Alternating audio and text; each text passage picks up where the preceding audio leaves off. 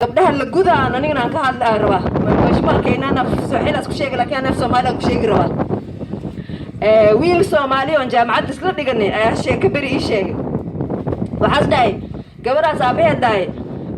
$10,000 waaya meherkeeda markaas alla waxaas waa lacag badan maxaa waxaas lacagtaas waa badan tahay maxaa soo intaas lacagtaas weydiisanay markaan aabaheed waxa dhahay ninkii as dhigta u saaray waxaas dhahay gabartayda lama gudin taasay u qiimo badan tahay marka ninkii oo hatta gabarta la siinay uu ku qancay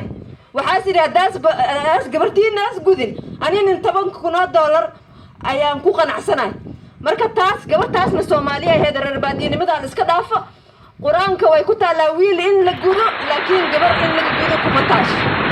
aniga naftayda waa li gudi laakiin qasaaraan ku qabaa hadaa li gudi leen ay fiicnaan leed marka waa baan Soomaha marka saas shaqada saas la ogaado waxa kale oo hadana la ogaa in la ogaado aan rabaa gabdhaha halagee iskuul aniga naftirkayga oo arkaysiin hooyaday waxay dhahdaa 3 wiil aan dhalay intooda hadaan isku dara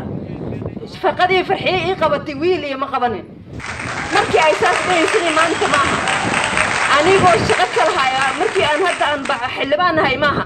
anigoo xilbaan ahay hooyaday tiri 3 wiil aan dhalay haddaan isku wada dara 3dooda gabartaan waxay ii tartay wiilashaydii ma tiri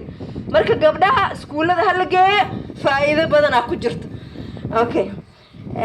now I can start my speech our chief guest Professor Magoha channel ka please video ke subscribe kare like kare